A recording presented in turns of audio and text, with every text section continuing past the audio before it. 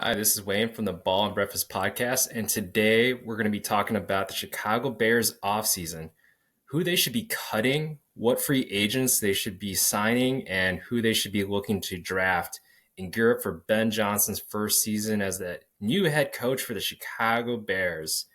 Now, tune in and bear down.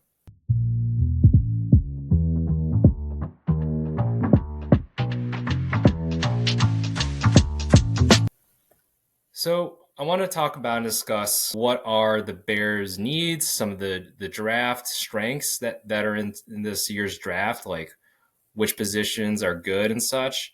There's been a lot of talk about certain players hitting free agency, and then also wanted to talk about who maybe we want to be cutting. So first, I do want to start off with that, with who should the Bears be cutting with their current roster to free up some cash to get those illustrious free agents. So I think the best one to talk about is Gerald Everett. Um, kind of backing up, I think the Chicago Bears, with this new offense that they had, Gerald Everett, he came with Shane Waldron. Like he spent some time in Seattle, right? That's where he became more of that professional Gerald Everett and, had that affinity towards Shane Waldron. Now that Shane Waldron's gone, unfortunately so, right? He doesn't have that person to kind of vouch for him. And also Gerald Everett just does not fit the current scheme. Ben Johnson, he likes his tight ends to be able to block, and Gerald Everett has been one of the lower performing blocking tight ends in the past, 5, 7 years. So he's been more on the mediocre side. And then the Bears, if they cut him, they save about $5.5 million in cap space with about $1 million in dead money. So I think he is a perfect type of player in this case to just be like, all right, thanks, but no thanks. Only had like 8 receptions, 36 yards this past year, so really didn't contribute too much, and then didn't block. So overall, I think moving forth, as like I'm going to talk about some of these cut candidates as well as free agents and draft picks, I do want to like think about, all right, who's the overall fit? What is the likeliness of also their availability? Maybe some players they just it makes sense for them to resign. And then also, like, is there familiarity with either the coaches or the players on the roster? I think both those things are get free agents to want to join the team, or obviously scheme fit. That's going to be the other thing too. But yeah, back to cap cuts. So Gerald Everett, I think he's been the most consistent person I've seen on cap on cap cuts for the Chicago Bears. So the next one I have is Ryan Bates. So Ryan Bates, it's funny is that Ryan Poles seems like he has a strong love affair about Ryan Bates trying to like either trade or sign for him and everything. But we're gonna be able to save $4 million in cap space for honestly a backup guard center who really hasn't done too much. And I think there's ways that we can upgrade from that roster spot there. And no dead money, and I think that's a good sign. So perfect candidate again to upgrade, get younger on the offensive side, open up some roster spots there, and say kind of goodbye to a not so good contract there. I mean, it'd be nice to have that some depth there, but I think there's other ways, and I'll talk more about that in the free agency as well as the draft on who might be replacing Ryan Bates there. The next candidate I have, and this one I was a little bit more on the fence on, because I think he actually fits more of what Dennis Allen, the new defensive coordinator, what he is aiming after. But the next cap cut candidate I have on here is Demarcus Walker. So Demarcus Walker, he actually fits the size and mold of what Dennis Allen typically likes in his edge rushers. So that is like one of the reasons why I was kind of second guessing or second thinking about this. But I think there's some people in free agency that they can open up that roster spot, and and Demarcus Walker, if he gets cut, they save about $5.25 million in cap space. So the Bears are going to have about $80 million to work from, but I think the one caveat with that is there's a lot of roster spots to fill, especially on both the offensive and defensive lines. So, it is it almost feels like it's counterintuitive of trying to, cut some players because of their, what the cap space and the contracts they have on here, while also adding some and drafting and signing some on free agency. But I think there's room for upgrade with DeMarcus Walker. Didn't have a terrible year this past year, but I think he only had like three some odd sacks, maybe three and a half sacks there. Played all 17 games, so was durable and again fits the mold of what Dennis Allen typically likes. Big body type of defensive ends. But yeah, I think just opening up that roster spot and saving $5.25 million, I think it's worth it in this case. I think it's worth it. And I think the Bears can do more with that spot. He only had 1 year left anyways, so I'm thinking just cut him loose right now and let him be able to pick another team that he can work with there. So the next candidate, and he actually is kind of the inverse, but I do think about cutting him.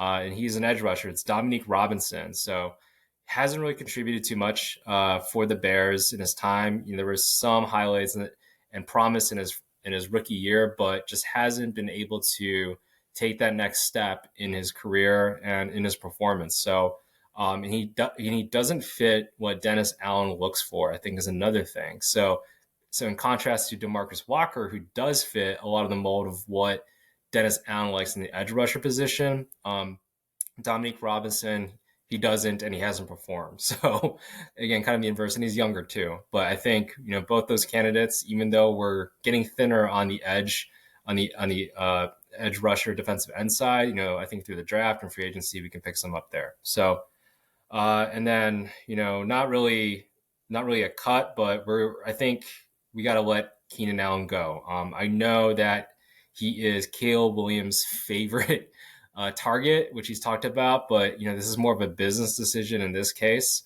Of hey, we need to get DJ Moore and Roman Dunze involved. We drafted Roman Dunze in the first round this previous draft, and it's like we got to be able to utilize him more. We got to be able to utilize him more and get him more targets. And then there are other areas where we can through free agency in the draft pick up some wide receivers. And I'll talk more about that later. But in this case, yeah, letting him go. We basically say goodbye to what he's expected to make, about $11 million there. So that frees up about $15.85 million. And I think that really sets us up for free agency, which I'll talk about now. So with free agency, the biggest candidate, right? And I'm not creating anything controversial here, but Trey Smith, right? Like the Bears got to upgrade their offensive line, and Trey Smith from the Chiefs, 6'6", 325 pounds.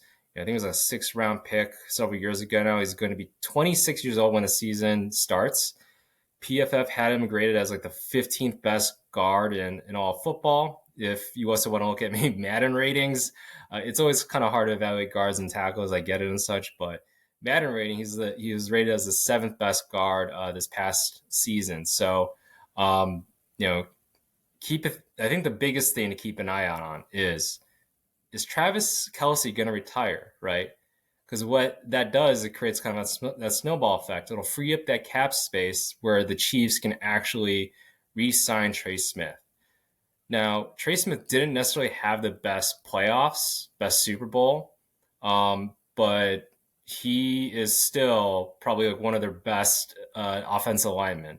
They gave some money to Creed Humphrey and such this past offseason, but I'm sure if you ask Patrick Mahomes, like, hey, would you like to keep Trey Smith on your offensive line? He would say yes. Now he grades a little bit better as a run blocker, but still, again, at 6'6", 325, he still is a decent enough pass blocker there in the guard position. So, I think there's a lot that we can talk about with the Chiefs and, Joe Thuney, like he probably had not to be their left tackle, especially against that defensive line of the Eagles. But I definitely think that, if Kelce does retire this offseason, I think that really sets up for the Chiefs to re-sign Trey Smith. So I'm kind of hoping that Travis Kelce, coming from all Bears fans, it's like, you know what? How about you just pull off a Tom Brady? How about you just be like, you know what? I don't want to chill with my sugar mama Taylor Swift, right?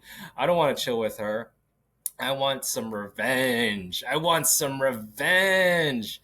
I think some a little bit of revenge can do well for you, Travis. So hopefully you're hearing that. But yeah, I think I really hope that Travis Kelsey has that competitive edge towards him. It didn't look like he had that in the Super Bowl. He looked so lethargic, and I talked about in the previous episode, but looks so lethargic. But if he's like, maybe that was just a bad day, maybe he had a flu, he got sick or something like that, ate too much, crab cakes or some bad seafood there over in New Orleans, but if he is the competitor that I think he is, and I hope he still is a little bit, like, I hope he stays, and I hope he takes up some cap space. So the Chiefs are much more obligated to get rid of Trey Smith. Now, there is like talks about restructuring and stuff, but there's a whole lot of things that I think need to happen for the Chiefs, and that really makes it so that the Chiefs like keeping Trey Smith is going to be difficult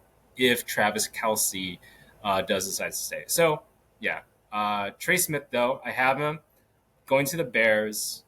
Thank you, Eagles, because if they had won, I feel like if they had won, then Travis Kelsey would have ridden to the sunset and yeah, go to his sugar mama Taylor Swift, and the Chiefs would have been able to keep Trey Smith. But for right now, at least, it is still kind of ambiguous and up in the air. But former teammate from Darnell Wright, so there's what I was talking about before, the familiarity.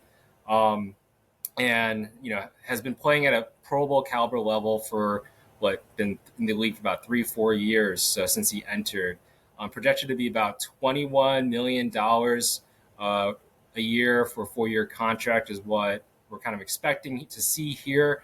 It's been around 21 and $23 million, somewhere around that range. So, but yeah, the Bears have been talked about as a prime candidate for that. Again, part of it is the familiarity with Darnell Wright. They were both teammates at Tennessee. So the next free agent that I have here is Drew Dahlman from the Falcons. So center at 6'3", 300 pounds. He's going to be 27 years old when the season starts.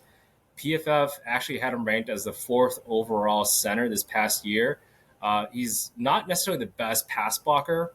He was 22nd out of 64, but was a top run blocker, number 5 out of 64 there. So, Ben Johnson, he is focused on building the run game that sets up play action, that sets up Caleb Williams to succeed. And that's where Drew Dahlman, I think, will be essential. And, there's been talks about, maybe, hey, the Bears ought to be drafting a center. I think the thing with that is, okay, if we draft a center, guess what? And we expect him to start. Is that the expectation there? Do we want somebody to sit? I'm very much more for drafting a center maybe in the later rounds just for depth. And that's kind of the whole replacing Ryan Bates thing I was kind of going after. Because, yeah, honestly, this draft doesn't necessarily have like a standout center, doesn't necessarily have that like a Linderbaum or Creed Humphrey type. So, like, I'm very much more for let's sign the top center out here in Drew Dahlman, and then yeah, let's get some depth there. I'll talk about who I would like the Bears to draft it for center as well as guard too. So, kind of replacing that Ryan Bates type. The next free agent I have, and keep in mind, I was saying before, the Bears are going to be having a lot of cap space, close to about $80 million there. So, especially after those cuts. Tutu Atwell from the Rams. So Tutu Atwell, he's projected to make about $4 to $5 million from around that range. So I think the Bears can get him for maybe a 1 to 3 year deal, somewhere around there. Bears need a speedster. I think that's the one thing. Roma Dunze he's got good speed, can run good routes. He's a big body. There's some debate on is he better in the slot versus outside. He can do a little bit of both. He's a masterful route runner, so but not necessarily a over the top speedster. That's certainly where I see Atwell coming in. Same thing with DJ Moore. DJ Moore, a very physical runner and such. Can he blow it off the top on here and there? Sure. But yeah, I think the Bears need somebody just to stretch the field and keep a lot of keep a safety up top, and Tutu Atwell, he ran a four, I think it was like 4.39 at the either combine or pro day that he had there. So, but he did perform fairly well when Puka Nakua and Cooper Kupp were out. So he had 562 yards this past season, no touchdowns, but he's like about 5'9", like a buck 60, somewhere around that range. And he actually improved though. I think this is the one thing I did like. He did improve his target catch rate. So jumped from 48% the previous couple of seasons to this past season it jumped up to 60%. So caught 60% of the catches that where he was targeted. So what I like about that is it's showing progression, right? So he's not just a speedster; he can run routes here and there, and find, especially if you are a speedster, if you are able to find spots in the zone, I think that's where things come in handy. Or if it's man, yeah, can you get past and go over the top the safeties and expand the field for everybody else on your team there? So I like Tutu Atwell. Yeah, you looking at around $4 or $5 million a year. Yeah, maybe a one to 3 year deal, something like that. I think the one thing with regards to a lot of people saying that we ought to be drafting a wideout. You know, I'll very much, and I'll talk about this when I talk about the draft, but I very much think that this is a very much deeper offensive line and defensive line draft. And I want to be focusing on the first 3 rounds to be targeting on the offensive line and defensive line. Wide receivers aren't that great in this draft. I think I see some drafts out there like with Tez Johnson, maybe at he's projected to be about second, third round, but he's somewhere to Tutu Atwell in a way, projected to be faster. I think some people are saying might be a 4.2 type of guy, which that's very alluring. But again, Bears need help on the offensive line and defensive line. And this year's draft, what is its strength that a lot of people are saying? It's good at the defensive line, tight end, and running back. And I would say it also has some good depth at the guard position. So, and that's where I think the Bears need help on. And I think that's where the Bears ought to be putting the draft capital in the first and through third rounds there. So, edge rusher. This will be the fun one. I would like, and some people have mixed feelings about him, but I think the Bears ought to look into Chase Young. So he's projected to make about $17 million a year. And, I was like, do I really want to get Chase Young for about $17 million a year? Like, that's definitely a hit for sure. But there's a couple of things I like about Chase Young, and hear me out on this. So, especially as we just got rid of DeMarcus Walker. He's very much more of that pass rusher, not necessarily a sack artist, but a pass rusher. He played with Montez Sweat in Washington, and he can get quarterback hurries. That's the one stat that he shines. He was actually ninth in the NFL this past season in quarterback hurries. So, I think the lack of sack production actually does hurt his value. I think he only just had like 5.5 this past season, which was actually the highest total, I think, since his rookie year, where he had 7 and won defensive rookie of the year then. So, but yeah, he can at least get towards the quarterback and make the quarterback make some irresponsible decisions.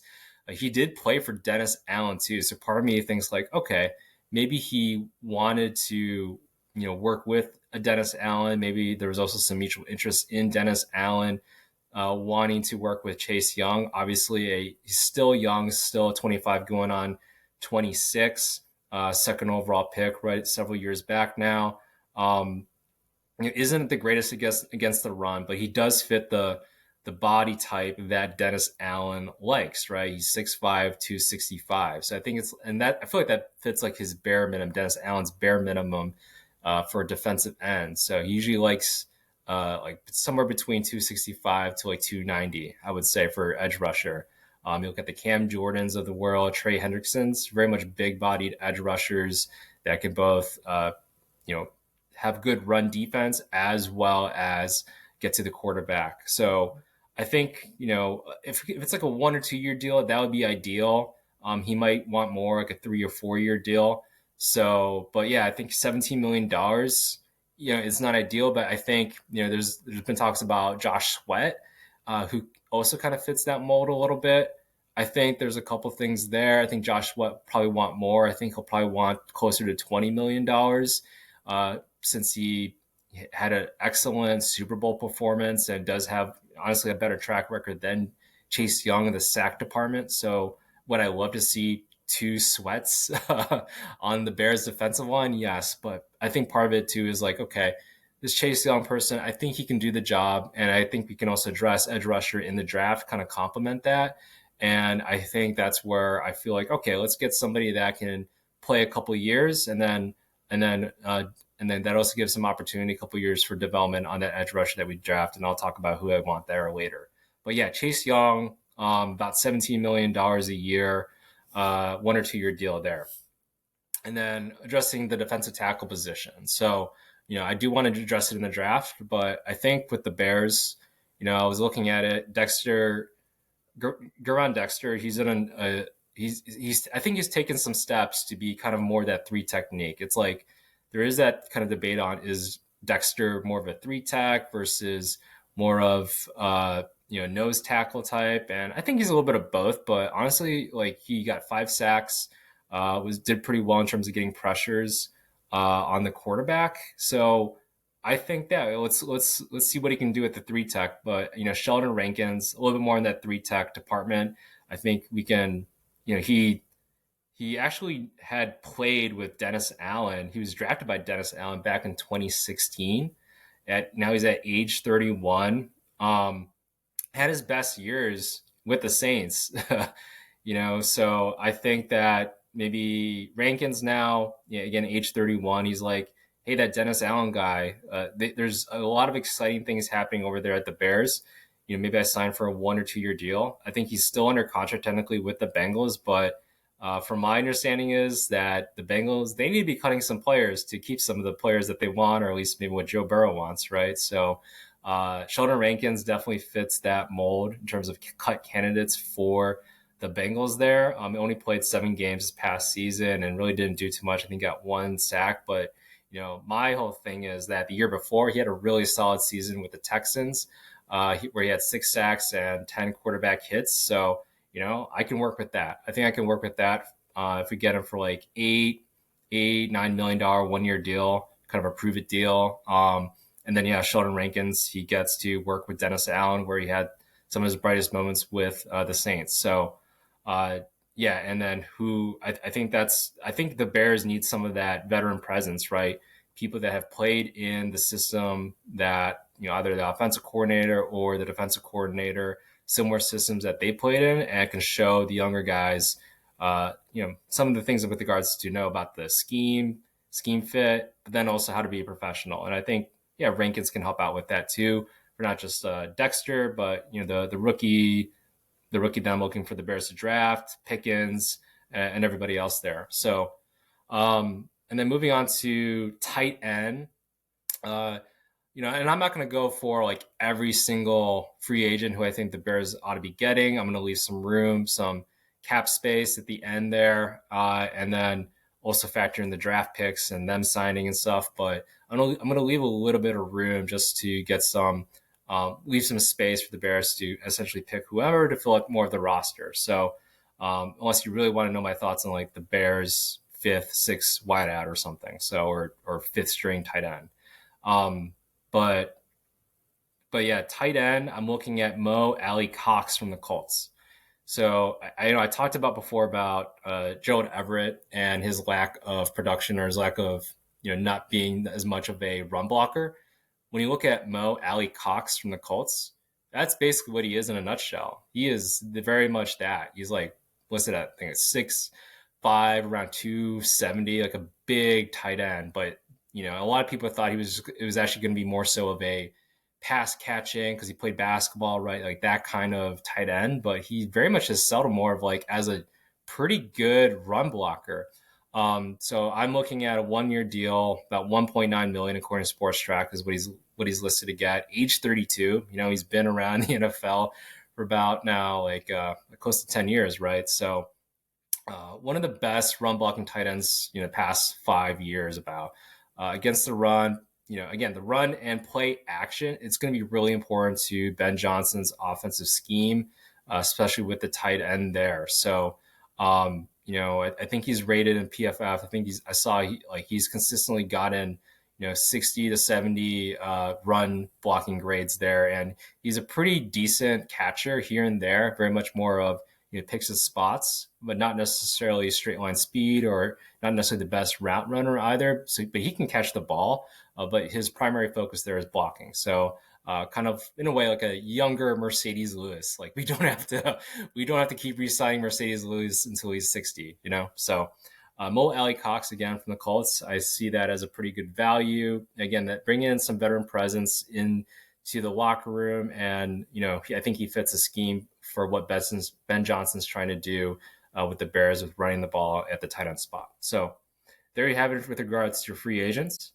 Now I'd like to move to the fun part. I'm actually going to be going to the combine because as a football sports nerd and I like things like this. So, but yeah, the NFL draft. So again, like I mentioned before, this draft is very, very good by all accounts. I think everybody's kind of said this in consensus that this draft doesn't necessarily have a top quarterback, doesn't necessarily have blowout wideouts. Not to say that there's no good quarterbacks or wideouts, but compared to last year, this is very much kind of a down year with regards to drafts. There's even some questions on is Cam Ward, Shedeur Sanders, are they really worth the first overall pick? Yeah, and that's debatable. But compared to last year, where it's got to be either Caleb or Jaden or whomever, right? So I say all that with the Bears and where they're at. They got the 10th pick, the 39th pick in the second round, 41st in the second round, 72nd, third round. Don't have a fourth rounder, but they got 149 fifth round, 204, 235, and 242. So with the 10th overall pick, and I would love for the Bears to trade back a little bit and maybe swap first, get an additional second or third, ideally, right? Because like I mentioned before, there's a lot of talent in the second and third rounds that I think the Bears can get on good value. But there's also a feeling that I don't know if there's going to be too many trades or trade ups. I don't know how exactly the draft's going to work, but with the lack of quarterbacks and crazy awesome wide receivers compared to previous years, I feel like there might not be as many drastic draft changes in this draft. So I'm a little pessimistic that the Bears will be able to trade back. So with that, I don't really have any trades going on, at least in this draft. But for kind of just seeing what we can do here, maybe I'll do some additional trade back scenarios and see what the Bears can get in the future ones. But for the sake of this whole thing, I'm just going to stick with the picks that the Bears got. So with the 10th overall pick, it's kind of it was a little bit all over the place. I think there's a number of different ways that the Bears can go. I know Ashton Ginty is kind of in the conversation, but like a lot of people have said before, this is a pretty deep running back draft. So that's definitely where, is Ashton Ginty, 2 rounds better than the next running back? That's the whole question, right? And to me, he's not necessarily that. He's good. He's great. He's a speedster. He can do a lot of amazing things. But I feel like there's a lot of other areas that the Bears can use draft capital to get an excellent, roster and build off that roster. So I have the Bears taking Kelvin Banks Jr. out of Texas. I think this is one of the most predicted from all the sports analysts who do the mock drafts, who they're taking for the Bears. I think there's a couple of reasons why. So, call it a little bit boring. But I think it's because Kelvin Banks Jr., there's some questions about his arm length and is he more of a tackle versus guard? And that's also one of the reasons why, at least for me, it's I don't feel so strong. I don't think there's a Trent Williams or a Joe Alt in this draft, so I don't feel as strong about the Bears actually honestly taking offensive lineman in the first round. But I would say with Kelvin Banks Jr., I think he could be an excellent guard. I think he can start day one at left guard, right? So, I think that is a good option. He's 6'4", 320, super athletic. There's a lot of praise in his run blocking, which is great. That's what Ben Johnson likes, right? So being able to run the ball and set up the play action, not put so much pressure on the quarterback. So he fits, I think, the scheme of an ideal fit of what Ben Johnson likes out of his offensive lineman. You look at Kevin Zietler, right? He's like 6'3", 340, like a really big guy, almost towards that mold. So, and he can move around. Needs to work on a little bit on his pass protection, from my understanding, although he's graded out really well on his pass protection. But again, we'll see about with regards to this whole arm thing. I think he's projected to be around that 33-inch benchmark. I think most people wanted to be 34. So we'll see on all that. But I think he starts day one on the left guard side.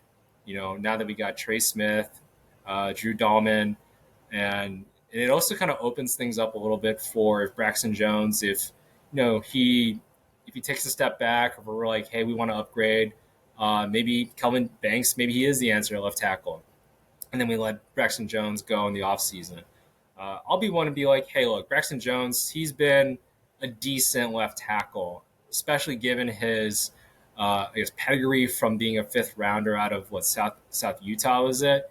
That being said, it's like, all right, if you want a Super Bowl kind of contending team, you can upgrade. I think he's definitely is one of those players, but solid left tackle. I think he's just not the best on the bull rush. So I think Kelvin Banks, back to that, from Texas, can be left guard with the potential to be left tackle. In this coming off season for me, or maybe next year.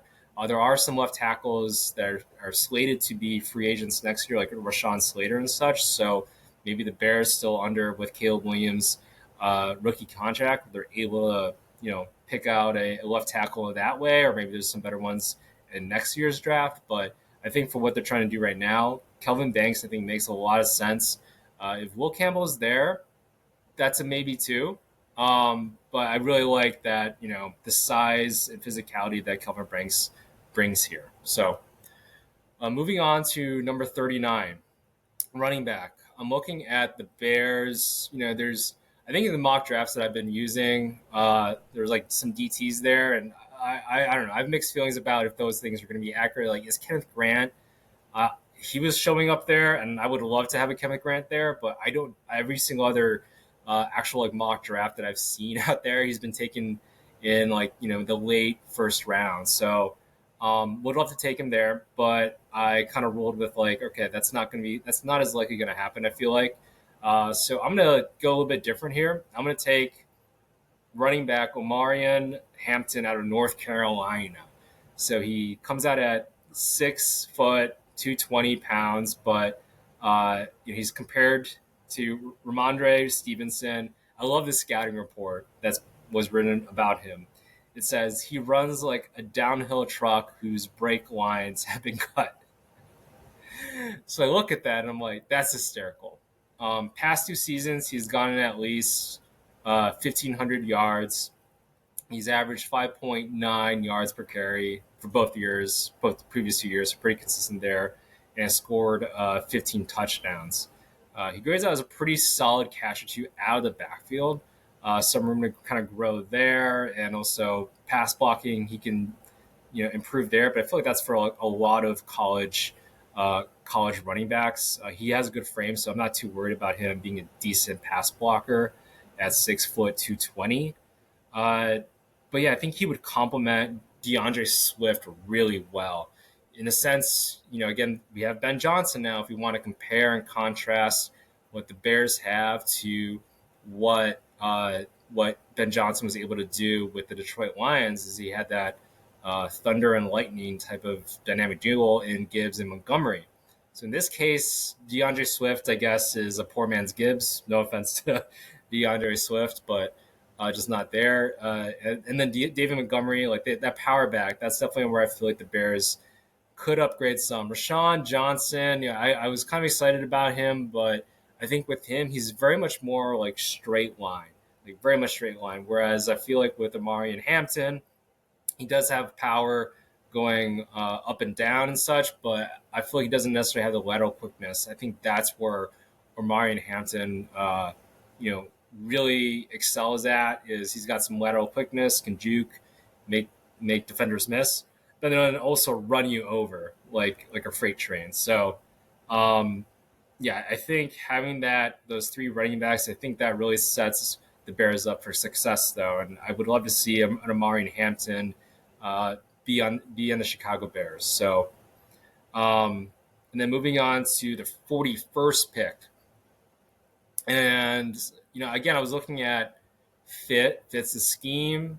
has good level of performance, and you know, uh, and yeah, is there any familiarity or anything like that? So I think my whole thinking is I was looking at Dennis Allen, kind of also, who does he like? What's the mold that he likes? And I'm looking at the edge rushers. There was Princely on there. There was Jack Sawyer on there. Lennon Jackson, he's he was like Plan B, honestly, because he's a really big guy, and he kind of fits almost like a little bit taller Cam Jordan. So I was considering him, but I'm gonna go with the 41st pick. I'm gonna go with JT, and I might screw this up. JT Tuimoloau out of Ohio State. For the national champion Buckeyes there. 6'5", 270, fits the mold what Dennis Allen likes out of the edge. So, he's he can plays the run pretty well. Has some moves to get to the quarterback. I think I was looking at again the edge rushers. Chase Young was 6'5", 265. Trey Hendrickson listed at 6'4", 270. So yeah, it really kind of fits that mold there. He's gotten some sack production too. I think that's the one thing compared to say Landon Jackson, who I think he had like maybe 5 sacks the past couple of seasons, like for each season. But compare that to Tuimoloau, who's gotten like I think like 6 or 7, and then also 12 sacks this past season. Albeit he played a little bit more games, but really showed up at the best times. Right during the playoffs, he was a havoc. He was getting around everybody and going through everybody to get to the quarterback. So I like him. I think he's a little bit more physical than say Jack Sawyer. So I want the JT to Maloa. I think he'll excel in the NFL level, and especially in a scheme with the defensive coordinator that Dennis Allen is. So, and then I doubled down on the defensive line for the 3rd round pick at number 72. I took defensive tackle Alfred Collins from Texas, who is 6'5", 320. This defensive tackle has all the measurables that you could possibly like. It'll be interesting with how he grades out in the pro day combine, right? All that, but he 6'5", 320, but very physical. Explosive nose tackle with the great frame and long arms. He needs to refine more of his pass rush technique. He's only had like one or 2 sacks basically every year. He's a little bit on the older side. He's played 5 full college seasons, so the whole COVID year thing. But the one thing is that he played behind Devondre Sweat and Byron Murphy, right? Both of which went 1st and 2nd rounds past couple of years here now. And I think it really just goes to show this how Texas's depth, the Longhorns' depth there on the defensive tackle side. But then this past year, he was one of the top rated tackles in all of college football. He had a 87 Pro Football rating, and I think he only had 1 sack and such, but he got to the quarterback a bunch. He graded out really well. He stopped the run. And I think for the Bears, I'm thinking about how the defensive line is going to look.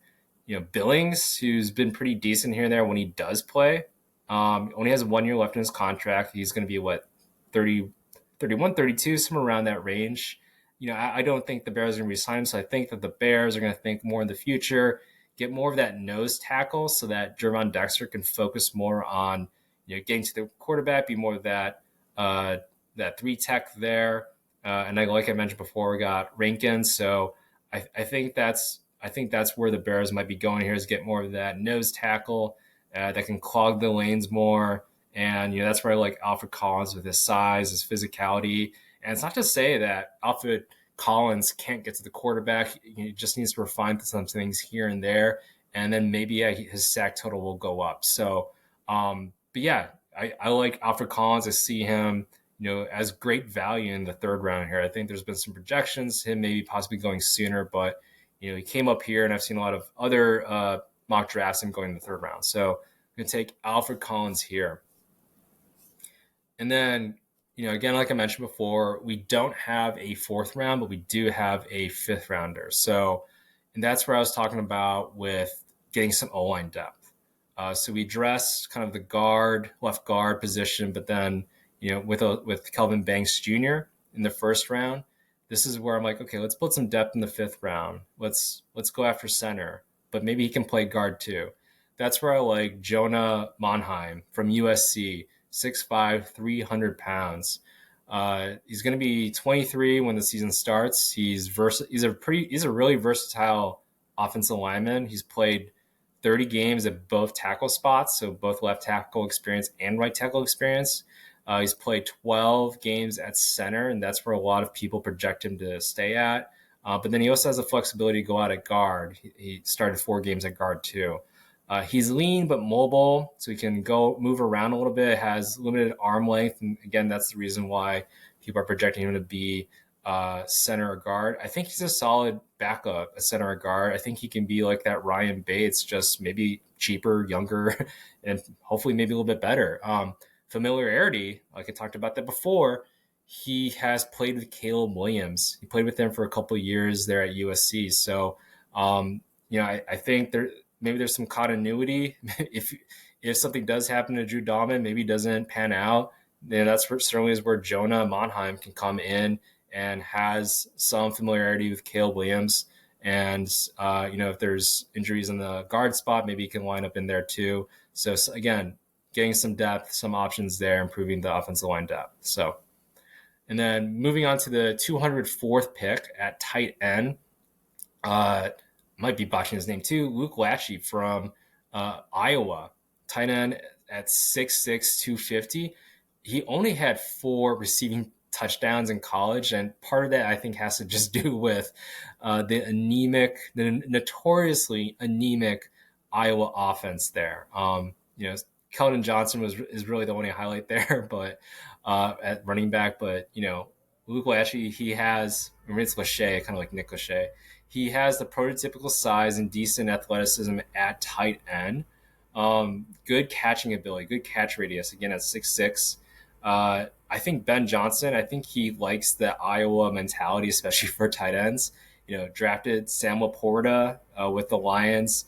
I think he wants tight ends to be able to block, and it's a plus if they're able to run some routes, go downfield, go down the seam. If it's anything like a Sam Laporta or George Kittle, if Luke Lachey is anything like that, I'm really calling Lachey. Then hey, I think that could be very much a plus, especially in the later rounds here. So he is a son of the former All-Pro tackle Jim Lachey and Ohio State football radio broadcaster, so which I find pretty interesting there. But it's a football family. If his dad is a former All-Pro, won a Super Bowl there with the team in Washington. So, I think there's a lot of positives. Again, you can take these gambles on in the later rounds, especially at the tight end, and also can sit behind both Cole Kmet and then also Ali Cox, who we picked up in free agency. And then at wideout at 235, we already got the burners, right? We already have Tower Scott, who I think he also ran a 4.39 in the combine, and then also we picked up Tutu Atwell. But I think we still need to add some depth there at wideout. Maybe something a little bit different. We don't necessarily need a burner. If we do want a burner, maybe what's his name, Arian Smith. But at the same time, I feel like there's still some talent. Maybe we can have on here in the wide receiver room something a little bit different. So I went with wide receiver Andrew Armstrong from Arkansas. He stands at 6'4", 200 pounds, so good size there. Very much a quintessential possession wideout in that he definitely doesn't have the over-the-top speed. He might run like a 6.5 to 6.4, or should I say 4.5 to 4.6 kind of 40 time. That's what I'm expecting. Maybe he runs a little bit slower, honestly. Wouldn't necessarily be surprised there. Doesn't get a whole lot of separation, but he's got a great catch radius. What I do like is that he was actually pretty productive. His first team All SEC this past season, got over 1,000 yards, Only had one touchdown though, which is a little bit surprising at 6'4", 200 pounds. But again, playing the SEC, maybe didn't have the best quarterback play too. So a couple of factors there, but yeah, I think he can fit in well with the wide receiver room that we have. I think we'd be nice to have a little bit more size there, other than Roma Dunze. So I think just adding him in there just gets some more depth there. So, and then our final, excuse me, losing my voice a little bit. Final draft pick at 242. I'm looking at safety Glendon Miller from Maryland, 6'2", 195. Had 3 interceptions past year and then 4 interceptions the previous year. So, can get to the ball, a playmaker. Have seen him kind of be scouted as more of a slot kind of guy. But I've seen some dynamic plays, just went on YouTube and searched for him a little bit. I've seen some dynamic plays from him. There's like one awesome play where he just goes in like a missile and stops running back. I think like either in the backfield or maybe a minimal game, just like lays him out. It's pretty incredible. So I think this late in the draft, if we can get a safety that, for at least right now, be kind of a good special teams contributor, I think that would be great. Keep in mind too that Biard, he has 1 year left remaining on his contract, so he might not be here next year. He probably won't be next year. I think he's 32, going to be 33 next year. So, and then we don't necessarily know what's happening with Brisker. So I think getting depth at the safety spot will be great for the Bears too in this year's draft. So yeah, that covers basically everything. Again, like I mentioned before, I don't necessarily want to talk about, the fifth tight end or fifth left guard on this team. I think I left about $9 million in cap space, so I think the Bears can figure out what to do with the rest of that. But I think I covered some of the main cuts, main signings, and main draft picks overall. Let me know what you think. Who did I maybe miss on? Who are the players that are like, what the hell are you talking about, Wayne? You have no idea what you're talking about. Or maybe talk about some different scenarios that maybe the Bears should be looking for. But hey, if you're gone this far, please like and subscribe. Give me more comments. Let me know what do you think about each of these picks that I got the Bears taken either in free agency or the draft. And thank you so much. There's definitely been a labor of love on all of this. And tune in to another episode. Maybe I'll cover in some other teams, or maybe I'll provide some insights to you on the Chicago Bears identifying at the Combine. I'm going to be at the Combine in Indianapolis in a couple weeks. So, if you're listening in and you want to say hi to me. Feel free to tweet at me at Wayne Pua. And yeah, bear down.